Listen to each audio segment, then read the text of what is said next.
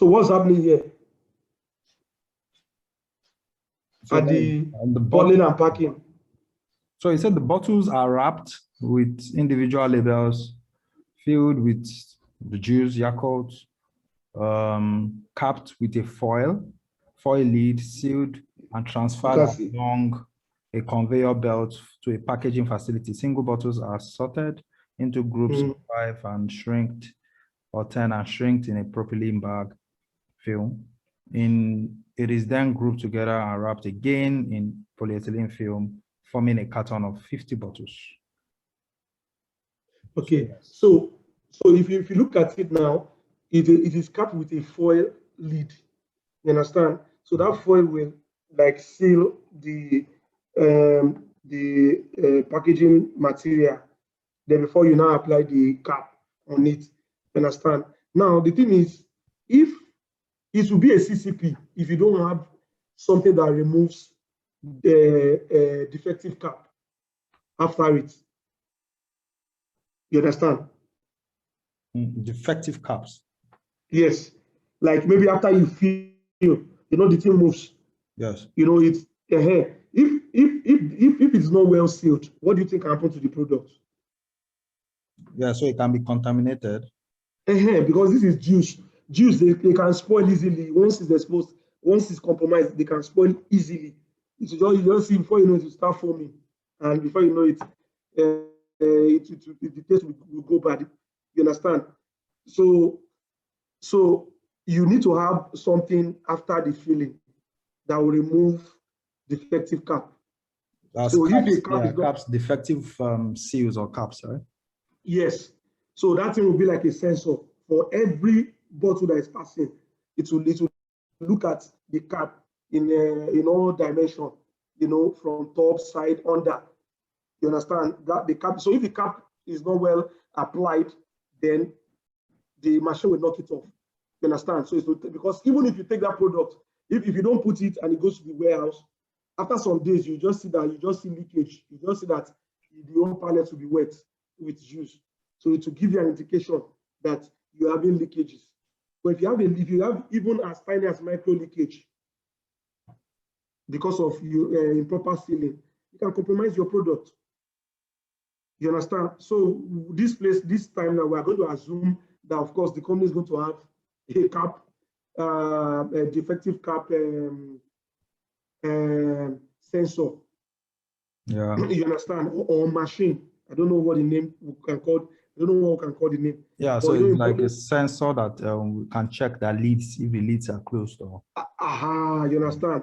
So then even the quality personnel, the quality assurance personnel too will pick product and check that the cap that is well sealed and all that.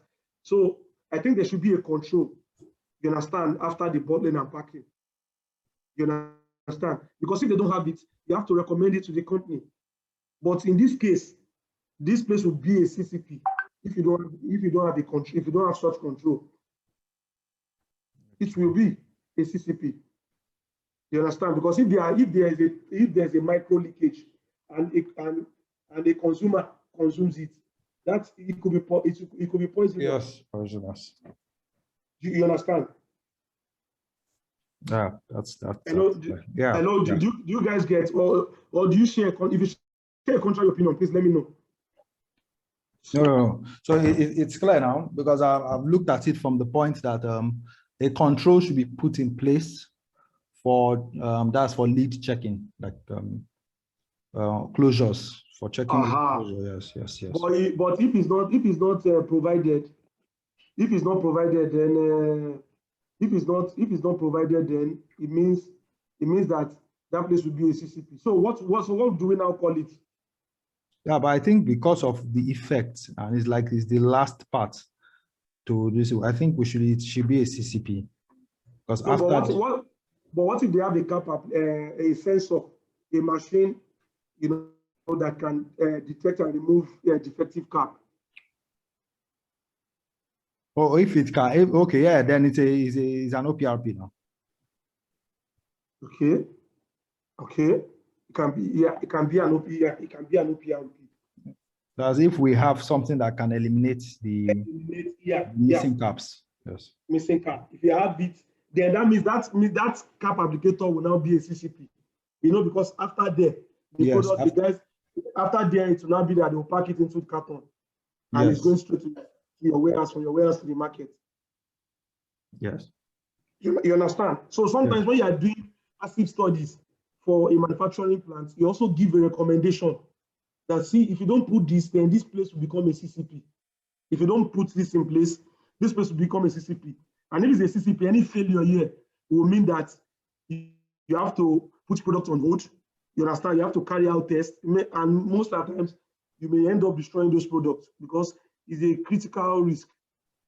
So maybe you need to put a process in place for checking, you know, those products, you know, that that happens at critical control points. You understand? So for this one now, this one will be an OPRP for me. Yeah. That is if that thing is there, but for the, because from the flow chart, it was not stated, right? Yeah, it was not stated. So it's going to be so it's based on our recommendation. So yes, quite agree with okay, like Kingsley said also. So your CCP might now change. It might now change when you now put a control. Yes. You understand? So that's why you do validation and verification of, you know, controls that you put in place. The auditor will always ask you, show me your validation and verification of all your CCPs and OPRPs and CPs. You understand that? So that you want to prove to the auditor that the control that you put in place, you understand, is actually working. You understand? It's actually doing what you say it should do. So this is how we identify our. So the job is not completed yet, because see, you've identified, you know, each of whether which one is CP, which one is CCP, which one is OPRP. So you've done a beautiful job. You can see that his brain is very tasking. So it's not something you can finish in a day or 2 or 3 days. It's not something you can just sit down and finish. You have to think very well. That's why your flow chart, you must get your flow chart to be sure that you actually captured everything. Then you now begin to ask yourself, you know, questions and questions. So if the company invests in technology, you know, to remove you can nil out what you put as a CCP to even a CP or an OPRP, as the case may be. Do you understand? So since after doing all this, then the next thing is for you to now, so what will not happen? You need to put controls in place. You understand? So you need to put controls in place for all this. So that will be the assignment that will happen. Maybe you will have to do that because time is far gone. We're supposed to finish by 1:30, right? Yeah. Yeah. So you're supposed to put controls in place. Sorry, not control. Yeah, control, yes. You know, we started the control around this area. So you need to share the Excel sheet again. We are only seeing the process flow diagram. No, I'm showing this, the Excel sheet I'm showing you. Maybe I'm the one seeing the wrong. It was the process flow diagram we're seeing. Are you seeing this? Yeah. So we can see the Excel now. So, you know, you have to put control for all this now that you've identified. You understand? You know, we've done for dumping, the mixing of raw material. So you have to put control now for all these things. So what control will you put here now? So let us do one. For sterilization now, what control will you put?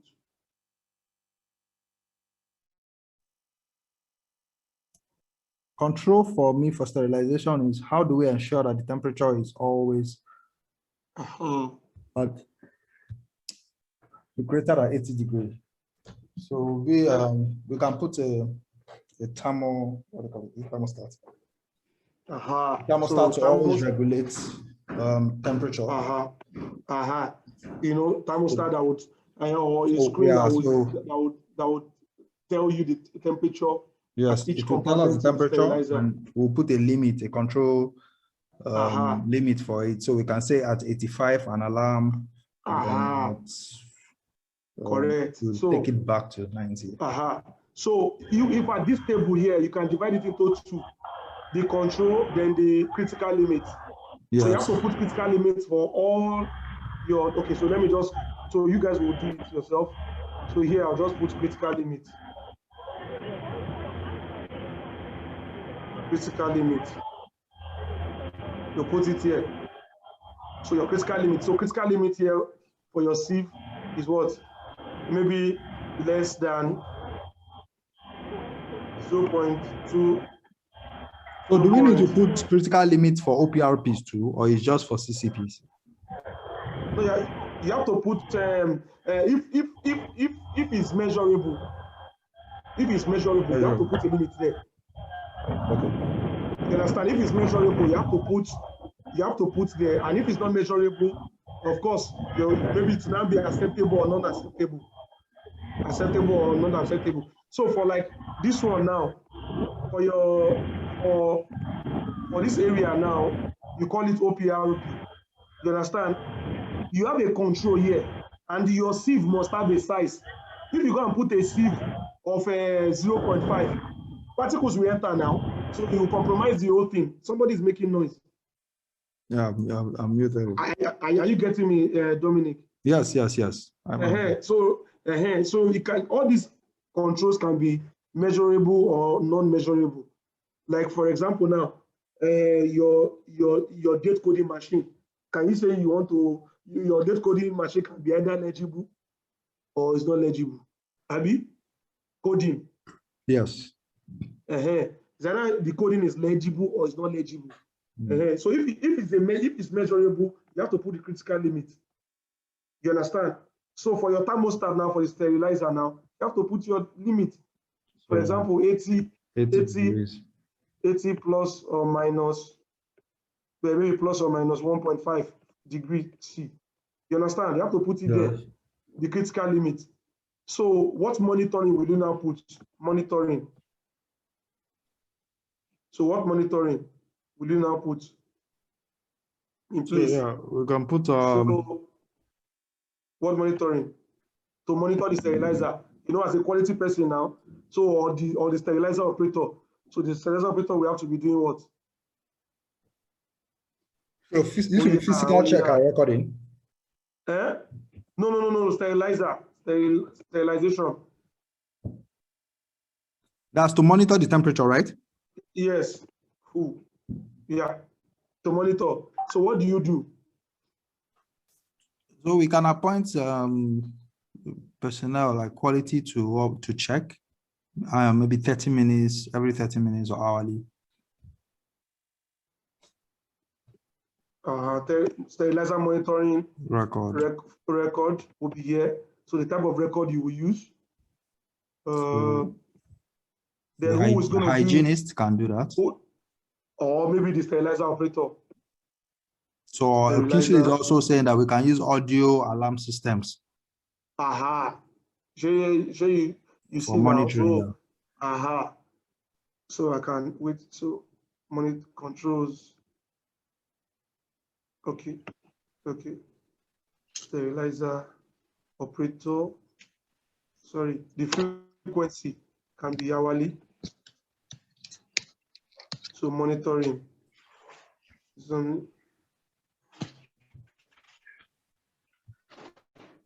Temperature checks.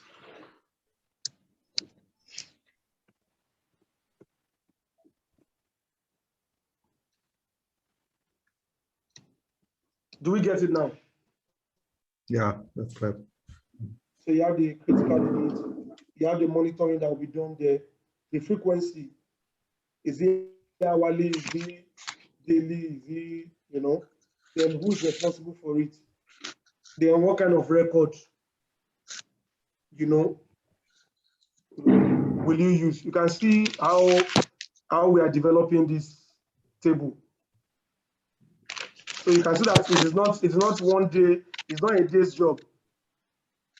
That's why it also requires like a team. It's a teamwork. Because what you may be seeing as CCP, somebody else might not be seeing it. So you guys will argue it out, trash it out, then you now agree. Okay, will you guys need this Excel sheet? Yes, now. Okay, so let me just save it.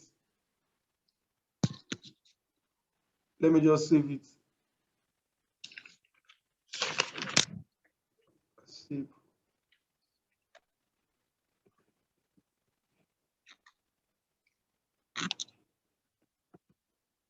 Dominic. So I'll be able to remember. So, so you see, we've done for the so this is what you're going to do for every of these steps. You're going to do it. So you see that you have a lot of work to do. See that you have a lot of work to do. So you'll be able to identify the step, the hazard, the risk, the control. You're able to identify which one is a CP, CCP, OPRP. You know, you're able to put the justification. Why is it? Why did you say it's a CP? Why did you say it's a CCP? Why did you say it's an OPRP? You understand? Then the critical limit. You understand, for each of the CCP and OPRP, or as the case may be, if it is measurable. Then the monitoring that you put in place, the frequency, who will be responsible for it. You have to make your HACCP plan very smart. Then what record are you going to be using? You understand? If possible, you put the documentation number. So you put the documentation number. You understand? Document number. Very important. Yeah, so I always advise that you put the document number. So it shows it's done by a professional, very robust. So you put the document number. So the sterilizer monitoring record, you understand, will show the sterilizer compartment and the temperature. So you just go there, check the temperature, you record on an hourly basis. You understand? What else? So who does not understand what we have done so far? Who does not understand what we have done so far?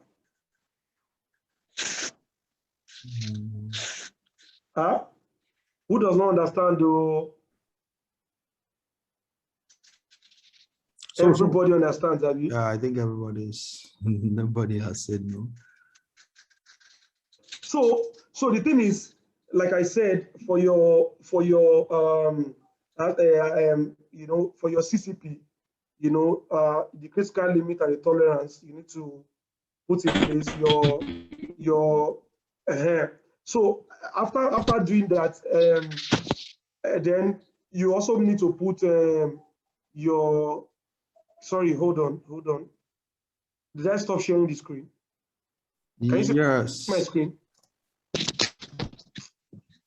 Sorry. You stop sharing. You stop sharing. I was not supposed to stop sharing. I made a mistake. So can you see my screen now? Yes. So you put the corrective action. You understand? So because you need to be able to tell,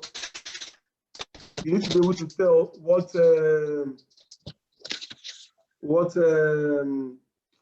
corrective action you will put in place. Yeah, so that's what I wanted to ask. So for example, so if there's a deviation, if a deviation happens, what will you do? What are we going to do here when it happens? Corrective action. Oh yeah. Scholars. So that's if there's a deviation if sterilization fails or if the temperature goes down. So if the temperature goes down. Yes, okay. So I'm just clarifying so that people know it is the action that you take when you have a deviation in your limits, like what you are measuring. So if temperature goes down, for corrective action, what do we do to make sure it doesn't happen again? Yeah, what do we do? A quick one. So number one, of course, that is common to everything. You have a procedure for control of non-conforming products now. So you treat products at handle as documented. What English do I want to write, safe?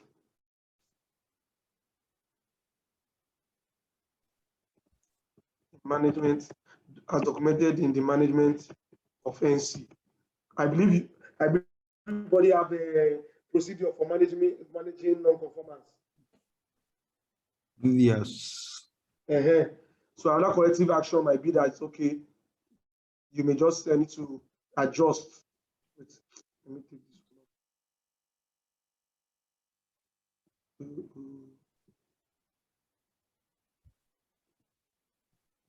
So another this thing can be that, okay, adjust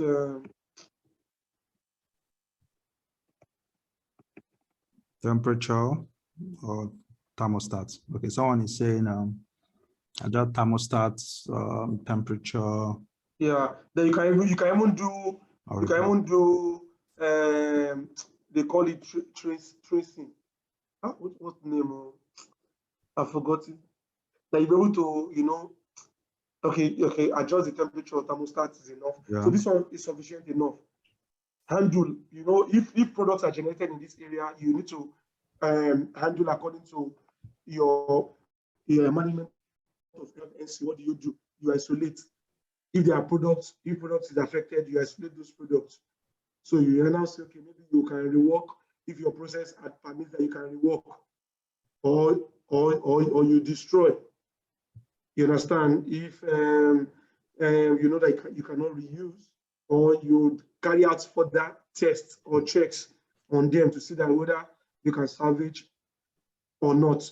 You understand? So you are going to do, corrective action for all of these things here that you have, so that if a layman handles this document, you'll be able to know, okay, I'm in docking section. I know the hazards that can happen there. I know the controls that have been put in place. I know, who is responsible for monitoring what.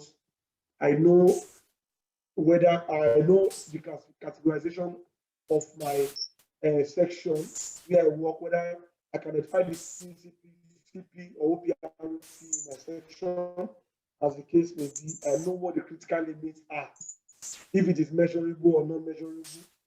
I know what monitoring I need to do, and I know the frequency, and I know what record I need. Like for this sieve now, you have to have a record to show that you monitor your sieve. Sometimes you might monitor your sieve every 48 hours to check whether there's maybe if it is torn or not. Sometimes you might check your magnet to see if there are particles inside. Do you understand? Yeah. Hello? Yeah, that's clear. So yes, we understand. Yeah. So are we clear up to this point? Yes. So I was like, one other advice I know I always give people is if you know your critical, the point at which sterilization becomes an issue is like 80. Make sure your control limit is not at 80. So like now, if it is 80, so if I'm going to use 80 plus or minus 1.5, know that my set point is 75. So if it is at 80, you put it a little bit above it, so that when it drops, before you have to check on engineering to come and check the thermostat and all of that, you don't have like a major non-conformance, or you don't have a batch that you need to throw away before you correct. So it's always good to put that control limit before your a control limit after your target, just before your maybe 80 degrees or something. So if it's more like 80 degrees, alert and action limit. yes, an alert and action point, exactly. So if it is 80 degrees that is set on your document, make sure you have it at an 85 plus or minus 1.5 or something. So that maybe when it is 82, you already take an action. Okay. So that always helps. Make someone you know feel also. Sterilization is at 121 degrees Celsius, not 80 for sterilization. Yeah, I know. We just use that as we just use any temperature that we like. So you get. Yeah, correct. Okay. Also, someone does not misinterpret that. Okay. Yes. Yeah. Okay. So what we are doing is just purely academic. It's just abstract or something. So it may not reflect the real life, situation for the production of such. You understand? So, but let me. I think we are good, except if we have that we need to complete the table ourselves. Then maybe you can share to see, what you are doing. You understand? So you can let us know what you are doing. You understand? Yeah, I think we're fine now. The most important steps, I think they are clear now. We started from, well, apart from the OPRPs or PRPs that we did not talk about, but after that part, we know that we need to set up a team. We now know how to set up that team, what needs to be there. We have the name of the person, the department, designation, qualification, and the person's responsibility. That's his food and safety job description, what the person will be doing. So a good example we got from Chidima. Then after that part, we went into drawing the flow diagram. So the most important thing here is that no step should be missed, right? No, don't make so. Make sure we don't miss any step. That's why you need to verify your flow chart. Okay. After you have drawn it, you need to verify again to be sure that everything is captured. Yeah. So and please also note that what is a CCP today can become an OPRP tomorrow or can become a CP next tomorrow, depending on how complex your process is, how your management invests. You understand? So your filling machine that may be a CCP today could become a CP tomorrow or OPRP tomorrow.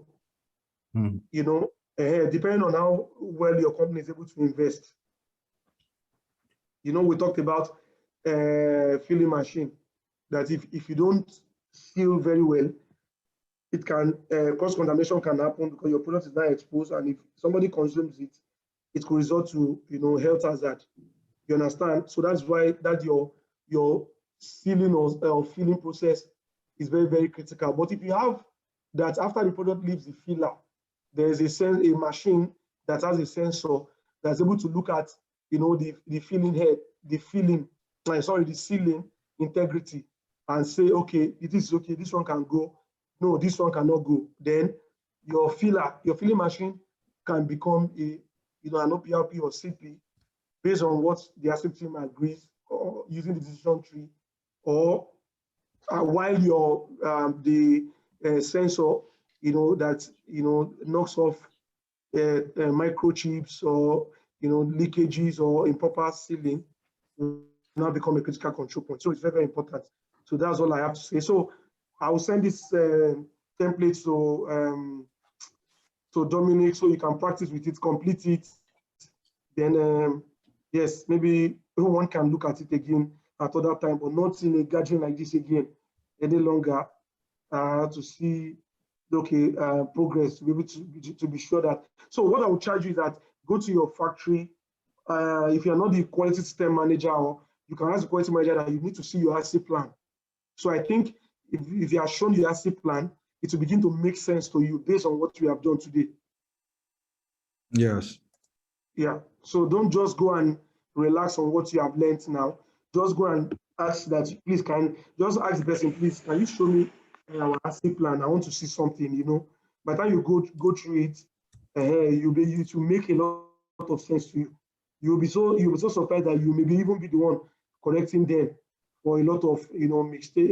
You might even be able to correct them that no, this thing is not this, because we don't have this control or we have this control. Thank you. Yes, thank you very much, Osage. Yeah. So for me, I think also there's some parts that in some other pre-work that you need to do just before our time will go off. is, if we go back to the slides that we used the last time, it's a complete document. So make sure you name the product, you put the category, you describe the package, you put all of those initial details. Where you talk about the shelf life, then before we go into filling this table. So just after, one other important part is when we are identifying our risk, that's filling the risk metrics, saying what is unlikely, what is likely, what is minor, what is medium. The scale that we have is 1 to 4.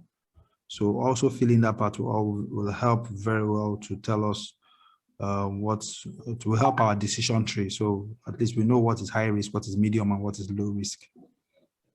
Okay, then using the decision tree also would help us know what we call a PRP, an OPRP, and a CCP. Also from Osage's definition, what we will call a QCP. So if there's a sterilization point after or a control point after that will save us from a food safety issue, then it's an OPRP. So if we have that in mind, it helps us better address the point. So I would just, yes, good one. Everyone should just go complete a table for maybe this same process. Osage, I don't know, we can share this program. We can share this one. Yeah. Yes, yeah, that's what I'm saying. I'm sending to you via email now. Yeah, exactly. We can also share the process flow also. I can share it with them. So you take your time, do it on your own, and see how well you can build one for yourself. Yeah, but also if you are doing it in the factory or in your business, just make sure you have team members. It's not the first time I ever did HACCP. To be honest, I think I did it. They'll just give us the task. So just both of us. I think I and Tim Ladi. They didn't give us team members. So it was a very horrible experience for me until I understood it better and we started using the teams. So when you have team members like engineering, warehouse, it makes the job easy, to be honest. They'll bring in their inputs and all, and I'm telling you, to just be a walk in the park. So thank everybody for joining. I'm seeing many comments. I know Osage has a WhatsApp group, but me, I'm not. Someone is asking if there's a WhatsApp group where we could continue this conversation and all. For now, there is no WhatsApp group. I don't know if I can handle a WhatsApp group. Oh well, let's see.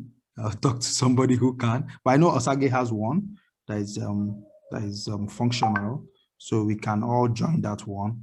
Osage, what you have is Telegram. Osage has a Telegram group for quality professionals. I can send that. I'll send a link on the email when I'm sending these documents also, so that people can join. I think that's for me. I think it's very tough for me to handle a WhatsApp group or a Telegram group. But yes, Osage has one, so I will share that on the email. Yeah. Okay, so thank you all for joining. So we're supposed to have a session this month, but I don't know if that will still work. I'm looking at having risk assessments for March, but let's see how it goes, how time will permit. I should be able to take that session. But I just want to thank everybody for joining. So I'm sure if you have a very good knowledge of HACCP, you combine that with very good knowledge of assessing risk, I think you'll be comfortable in quality, at least, and in manufacturing and as a whole. So Osage, thank you very much. I was able to get you out of your busy schedule. Yeah, you're the busiest man I've ever seen. I know we're missing it. I traveled. He was not feeling fine first. When he was ready, I traveled. When I was ready, he was busy. But yeah, finally we made it. So thank you very much. Thank you for your time. I can only imagine. Yeah. So thank you all for joining. If you guys didn't join also, it would have been possible. I didn't see the comments. I don't know why I can't view comments. What? I don't know why I can't view comments. So are you using the web on or the app? Yes, it's the web on. Okay, maybe that's why, but it should still be there. But yeah, so many thank yous on here. Kindly share the link. Somebody wants to really join your link, so yes, we'll share the link, no problem. It's on my phone. It's just that I'm not joining with my phone. I would have shared it now. but I would. Okay, let's see. I think I can share Osage's link before we go off. Yeah. Because it's that place is another wonderful learning area. I must confess, it's very difficult for me to follow, but I think it's somewhere that anyone can join. Okay, I think I've shared the link. Oh, okay, yeah. Oh, you shared the link. Good, super. Yeah. So that's the link there. So if you want to join, yes, it's there. I'm on the group, but it's always difficult for me to catch up. Yeah, so because actually this HACCP training, we have this one will be a physical section, 20th of March, but it's going to be paid. So what Dominic just did for you free, people are going to pay for it, really. It's going to be face to face. So you also need to thank Dominic for, the opportunity, to, have that this session happens. And Dominic, I also appreciate you, for doing. Yeah, I know it's usually a paid section, but yeah, I fight it. yeah. So it's really, really nice. If you see, I have a book. I have a book that on HACCP, like a book. See, this is a book. Yeah. In my office, you can see on HACCP book. See, book on HACCP. You understand? So you can see book on HACCP. See, book on HACCP. So it's something that you just need to know, because if you are going to, except if you want to work in a where the Dominic they have work on this personal care and all that. But yeah, household care. So if you're in household care, you don't need to kill yourself, eh? Like that. But if it's company, you see, if you're coming to as a quality manager, food safety manager, I will scrutinize you. You can't tell me you are coming for that role and you don't know what HACCP is on, but you don't know it in detail. You understand? I begin to ask you that, okay, you are the quality manager and we want to start producing a new product. You understand? Can you tell me how you'll be able to implement HACCP from start to finish? Can you do it? So all of us want to become quality managers, want to become managers and all that. But the thing is that, do you have the competency? Are you well equipped? Less than 1 minute. We'll talk in the group. Dominic, nice. Yeah. Yes, thank you very much. You see how passionate he is. So it's 20th of March, right? So I'm just putting that on the chat box. So reach out to Osage if you want to join that, his physical section for HACCP, because I think it will also help. This is just to put us out there. So thank you. Have a great day. We'll see you in the next session. Hopefully we'll do risk assessment. And if you have any session you want to take, please just reach out to me. It's for me, it's pro bono. Yeah. Okay. Yeah. Safe. Bye.